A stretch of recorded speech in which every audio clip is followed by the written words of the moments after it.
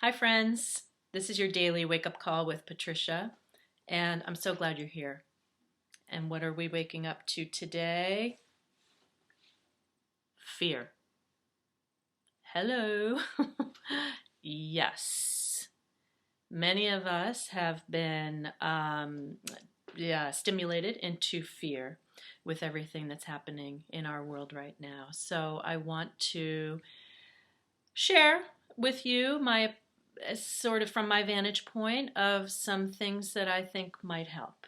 Okay, so I want to start out with a quote from Zig Ziglar, a motivational speaker from way back when. And Zig says, "Fear has two meanings: forget everything and run." Get it? FEAR, forget everything and run, or face everything and rise. The choice is yours. I know it's hard to think about any choice in any of the things that we respond to with fear. And yet, there is often an invitation for us to look at that possibility that we can choose something other than fear. I think the first order of business is to even acknowledge that there's fear. And so I think one of the gifts of coronavirus already is that many people have been acknowledging their fear. And that's beautiful growth.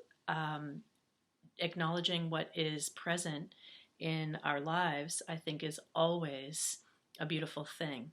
So I'm going to share another quote about this choice. And this is John Lennon.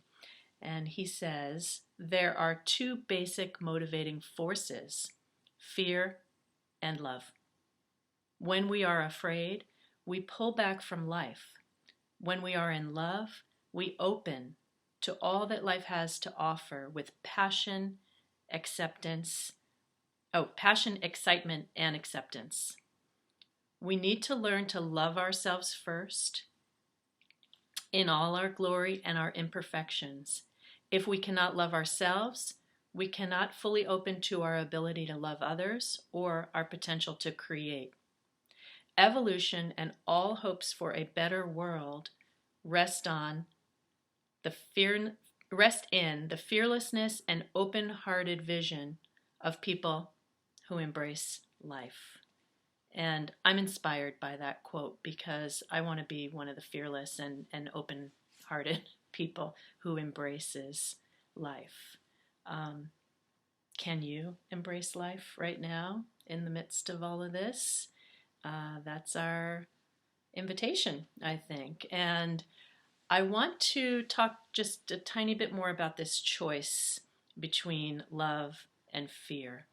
And I can do this best through a song that is one of my very favorites from when I was a little girl. It's called "Be Not Afraid." And I used to just sing my heart out in the Catholic folk mass era. And one of the lines in "Be Not Afraid" is, "If you stand before the power of hell and death is at your side, know that I am with you through it all." So who is with you through it all? Who is with you through it all? And for some people, that will be the energy of love. Love is with you through it all.